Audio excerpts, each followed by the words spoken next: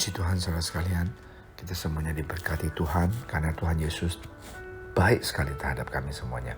Mari kita sama-sama berdoa sebelum kita nikmati firman Tuhan. Terima kasih Tuhan Yesus atas kebaikan Engkau. Tuhan berkatilah kami, Tuhan biarlah rencana Engkau terjadi dalam kehidupan kami. Pagi hari ini kami mau mendengarkan firman Engkau, urapi hamba Engkau yang menyampaikannya. Tuhan biarlah kami semuanya bisa dikuatkan oleh firman Engkau. Dalam nama Engkau Tuhan Yesus kami telah berdoa. Amin. Saudara sekalian, hari ini kita mau baca di Filipi 3 ayat 13. Rasul Paulus tulis surat kepada gereja di Filipi. Saudara-saudara, aku sendiri tidak menganggap bahwa aku telah menangkapnya. Tetapi ini yang kulakukan. Aku melupakan apa yang telah di belakangku dan mengarahkan diri kepada apa yang di hadapanku. Dan berlari-lari kepada tujuan untuk memperoleh hadiah, yaitu panggilan surgawi dari Allah dalam Kristus Yesus. Saudara sekalian, ayat yang ke-15, karena itu marilah kita yang sempurna berpikir demikian, dan jikalau lain pikiranmu tentang salah satu hal itu akan dinyatakan Allah juga kepadamu.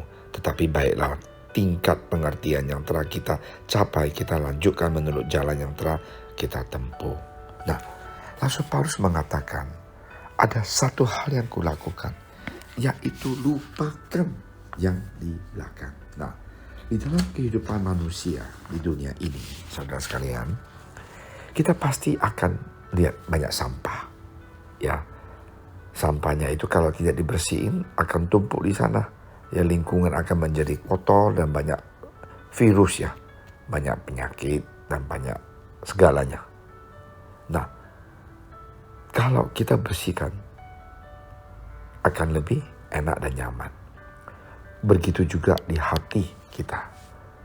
Karena kehidupan ini di dunia ini tidak ada yang smooth ya, lancar semuanya. Pasti ada slack di sana, konflik di sana, tidak setuju satu dengan yang lain. Pasti ada. Di masyarakat pasti ada. Dan kalau kita tidak bersihkan semuanya kejengkelan, kotoran, sampah di hati kita, kita akan hidup dalam tekanan dan tidak bahagia dan bahkan banyak penyakit.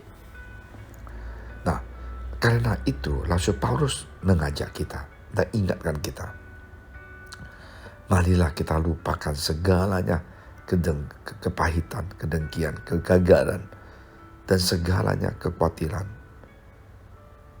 Lupakan semuanya.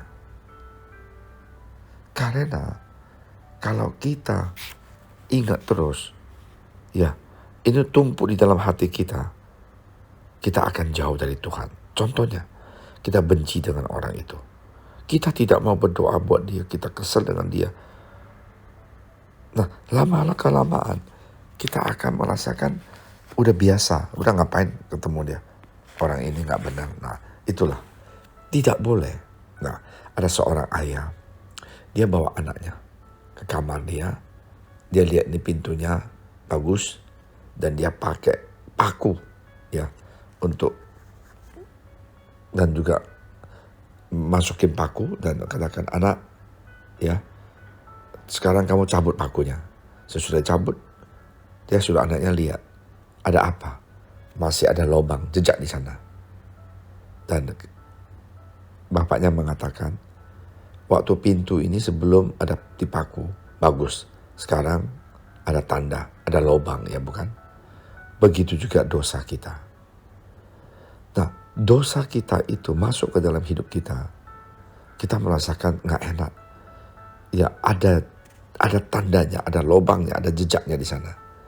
Satu hal yang kita bisa lakukan, yaitu datang kepada Tuhan, minta darah Tuhan Yesus itu mengampuni kita, membersihkan ya, kita punya ketidakenak di dalam hati kita, kekhawatiran, ya, ketakutan, putus asa. Ya, itulah yang harus kita lakukan. Jangan kita mengizinkan bahwa kekesalan itu, kebencian itu tetap di sana. Kita butuh Roh Kudus Tuhan Yesus membimbing kita. Ya, kita mengatakan di Yesaya bahwa Tuhan itu menanggung segala dosa kita. Ya, kita punya dosa itu menjadikan kita pisah dari Allah. Karena dosa itu Tuhan tidak mau melihat kita. Ya Yohanes 1, Yohanes juga mengatakan, jikalau kita mengaku dosa kita, Tuhan itu Tuhan yang baik dan setia. Dia pasti akan mengampuni kita, membersihkan segala hal-hal yang kotor di dalam hati kita.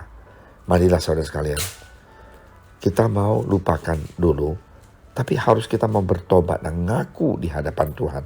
Bukan lupakan, lakukan lagi. Nah itu tidak benar. Harus kita bertobat, terus terang katakan kepada Yesus, Tuhan inilah dosa aku, ampunin aku, berikan aku kekuatan untuk tidak melakukan. Ya saya kurang ajar terhadap pendeta aku, terhadap guru, terhadap orang tua. Ubahlah saya Tuhan. Saya akan belajar bagaimana respect saya punya orang tua ataupun ngertiin anak-anak dan juga kita punya teman-teman di gereja. Ya penting sekali. Oke, mari kita sama-sama berdoa. Terima kasih Tuhan Yesus atas hari ini. Biarlah Tuhan kami sadar, kami sungguh butuh bantuan Engkau, pertolongan Engkau. Ya, lupakan kejelekan, kesalahan orang-orang yang kita cintai. Lihatlah kebaikan mereka dan terus menerus mengasihi. Terima kasih Tuhan Yesus. Dalam nama Engkau Tuhan Yesus kami berdoa. Amin.